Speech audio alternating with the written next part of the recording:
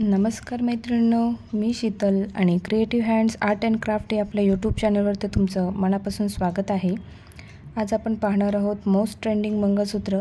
तर त्यासाठी आपल्याला लागणारे साहित्य बघूया. 20 mm गेज वायर, त्यानंतर लागणार आहे ते 1 mm मायक्रोप्लेटेड गोल्डन मणी, त्यानंतर लागणार आहे ते 5 mm मोती. त्याचबरोबर आपल्याला लागणार आहे 0.3 mm gauge wire, peacock stud round शेपमध्ये आणि ड्रॉप शेपमध्ये मोठ्या साईजचा, आणि 8 mm क्रिस्टल. त्याचबरोबर लागणार आहेत आपले रेग्युलर प्लायर्स. चला तर मग सुरुवात करूया आपल्या सुंदर आणि ट्रेंडिंग मंगळसूत्र पेंडंटला. सुरुवातीला आपण 0.3 mm अर्धा मीटर एवढी वायर कट करून घेऊया आणि त्याच्यामध्ये 5 mm मोती ओवून घेऊ आणि 1 mm एक गोल्डन मणी टाकून त्याला वायरच्या दुसऱ्या टोकाला घेऊन यायचं आहे. इथे आपल्याला 4 बोटाचे अंतर ठेवून गोल्डन मणी सोडून फक्त मोतीमधून वायर पास करून खाली काढून घ्यायची आहे. पुन्हा खाली काढून घ्यायची आणि ती घट्ट खेचून घ्यायची आहे. हे बघा, तुम्ही पाहू शकता. त्याचबरोबर आपल्याला दुसरा मणीसुद्धा ओवून सेम तसेच करायचे आहे. त्यालासुद्धा आपण शेवटच्या टोकाला घेऊन आलो आहे. तिथे आपण मोतीला घट्ट पकडून फक्त मोतीमधून वायर पास करून खालच्या दिशेला खेचून घ्यायचे आहे. आणि जर हे मणी लांब लांब आले असतील तर वायर खेचून ते व्हिडिओत दाखवल्याप्रमाणे जवळ करायचे आहेत. तुम्ही पाहू शकता की तो गोल्डन मणी मी वरच्या बाजूला खेचला आणि तार परत खालच्या बाजूला घट्ट खेचून घेतलेली आहे. असेच आपल्याला 5 मोती ओवून घ्यायचे आहेत. त्यानंतर यात आपल्याला राऊंड शेपचा पिकॉक स्टड घ्यायचा आहे आणि त्याला हा मणी हाफ सर्कलमध्ये लावून 0.3 mm गेज वायरने फिक्स करून घ्यायचा आहे. वरून खालच्या बाजूला आपण वायर पास करून हे मणी जे आहेत ते आपल्या स्टडला फिक्स करून घेत आहोत. आता दुसऱ्या बाजूला देखील आपण सेम तसंच वायर वरच्या बाजूने खालच्या बाजूला पास करून स्टडला फिक्स करून घेत आहोत. आता हे दोन्ही टोकांनी आपण फिक्स करून झाल्याच्या नंतर आपल्याला हे बघा, आणि ही वायर खेचत असताना आपल्याला कुठेही ती टर्न आणि ट्विस्ट होणार नाही याची काळजी देखील घ्यायची आहे, नाहीतर आपली तार तुटू शकते. दोन्ही टोकं आपले स्टडलाही जॉईन करून झालेली आहेत आणि ती तार घट्ट खेचून घेतलेली आहे आपण. आता ह्या मोठ्या वायरच्या तुकड्यामध्येच एका बाजूला आपल्याला 1 mm मणी टाकून घ्यायचे आहेत आणि मणी टाकल्यानंतर ते एकदा चेक करून बघूया की आपल्या स्टडच्या भोवती राऊंड होत आहेत का. तर नाही, आपल्याला त्यात मणी कमी पडत आहेत म्हणून अजून मणी ॲड करून घेऊ. जोपर्यंत आपला राऊंड कंप्लीट होत नाही तोपर्यंत आपल्याला त्यात मणी ॲड करायचे आहेत. मला अजून एक मणी कमी पडतो आहे, त्यामुळे मी इथे अजून एक मणी ॲड करून घेत आहे. आणि आता आपण ही जी वायर आहे ते हा शेवटचा जो मणी आहे त्याच्या भोवती एकदा राऊंड फिरवून घेतला आहे. त्यानंतर हे जे गोल्डन मणी आहेत ते वरच्या बाजूला काढून ते 2 ते 3 वेळा ट्विस्ट करून घेऊया, जेणेकरून त्या मण्यांमध्ये जो काही गॅप असेल तो निघून जाईल आणि हे मणी जे आहेत ते स्टड भोवती एकदम फिक्स बसतील.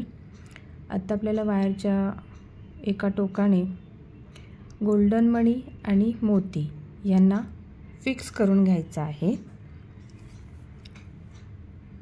तर वायर आपल्याला वरच्या बाजूने खालच्या बाजूला पास करून घ्यायची आहे.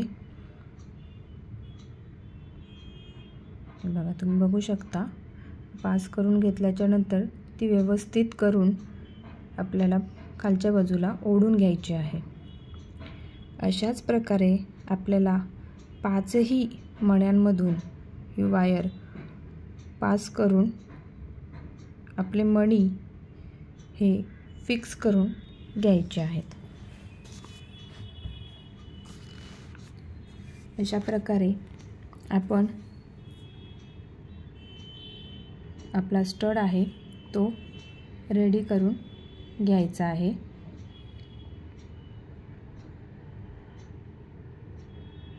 बघा, आणि याच प्रकारे आपला जो दुसरा स्टड आहे तो देखील आपल्याला रेडी करून घ्यायचा आहे. आता आपल्याला हे दोन्ही स्टड रेडी झाल्याच्या नंतर जो ड्रॉप शेपचा स्टड आहे त्याला पण असेच मोती लावून रेडी करून घ्यायचा आहे.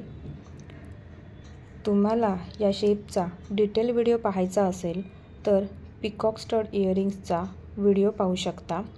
त्याची लिंक मी डिस्क्रिप्शन बॉक्समध्ये देत आहे. फक्त यात स्मॉल स्टड असल्यामुळे आपण 10 मोती यूज केले होते आणि मंगळसूत्राच्या पेंडलमध्ये मोठा स्टड असल्यामुळे यात आपण 12 मोती यूज केले आहेत. बाकी सगळं सेम आहे, म्हणून मी इथे तुम्हाला डिटेलमध्ये दाखवलं नाही, कारण व्हिडिओ खूप मोठा होईल म्हणून फास्टमध्ये दाखवला आहे. अशा प्रकारे आपले तिन्ही शेप तयार आहेत. मी ते तुम्हाला इथे अरेंज करून दाखवते. बघा किती सुंदर आणि आकर्षक दिसत आहेत. आता आपल्याला हे गेज वायरच्या हेल्पने 20 mm गेज वायरवरती रॅप करून घ्यायचे आहेत आणि ते फिक्स करून पेंडंट तयार करायचं आहे. त्यासाठी आधी 20 mm गेज वायर घ्या. त्याच्या एका बाजूला व्हिडिओत दाखवल्याप्रमाणे लूप बनवून घेऊया आणि आपला हा बघा लूप रेडी आहे. लूप बनवून झाल्याच्या नंतर त्यात 5 mm मोती आणि 8 mm टायर क्रिस्टल टाकून घेऊ. आता या 20 गेजच्या वायरला व्ही शेप देऊन घेऊया, म्हणजे आपले स्टड त्याला अटॅच करता येतील आणि आपले व्ही शेपचे पेंडंट तयार करता येईल. व्ही शेप दिल्यानंतर ज्याप्रमाणे आपण 1 mm मणी आणि 5 mm मोती यांना 0.3 mm वायरने रॅप केलं होतं, तसंच या स्टडला 20 गेजच्या वायरवर 0.3 mm वायरने रॅप करून फिक्स करून घ्या, जेणेकरून ते हलणार नाहीत. तुम्ही बघू शकता की मी गेज वायरच्या हेल्पने सगळे स्टड रॅप करून घेतलेले आहेत. आता दुसऱ्या बाजूला देखील 8 mm क्रिस्टल आणि 5 mm मोती टाकून घेऊ आणि जी एक्स्ट्रा वायर आहे ती कटरच्या साहाय्याने कट करून घेऊया आणि तिथे राऊंड नोज प्लायरने एक लूप बनवून घेऊ. आता लूप बनवताना मणी एका बाजूला घट्ट पकडून नंतर लूप बनवा, जेणेकरून मणी हलणार नाहीत. तर आजचा आपला व्हिडिओ तुम्हाला कसा वाटला हे कमेंट बॉक्समध्ये नक्की सांगा, जेणेकरून तुम्हाला काही अडचणी येत असतील तर त्या मला कळतील आणि तुमच्या एका कमेंटमुळे मला नेक्स्ट व्हिडिओ बनवण्यासाठी एक नवीन उत्साह मिळतो. तर नक्कीच लाईक आणि कमेंट करत जा, कारण जेवढा वेळ ज्वेलरी बनवायला जात नाही त्यापेक्षा जास्त वेळ व्हिडिओ बनवण्यासाठी आणि एडिटिंगसाठी जातो. तर प्लीज लाईक, शेअर आणि कमेंट करत जा. तर मैत्रिणींनो, अशा प्रकारे आपले ट्रेंडिंग असे पिकॉक स्टडचे पेंडंट तयार झाले आहे. तुम्ही त्यात तुमच्या किंवा कस्टमरच्या आवडीनुसार 30, 32, 34, 36 अशी कितीही इंचाची मंगळसूत्र स्ट्रिंग ॲड करू शकता। याच मंगळसूत्राचे मॅचिंग कानातलेही आपले बनवलेले आहेत, तर त्याची लिंक मी डिस्क्रिप्शन बॉक्समध्ये दिली आहे।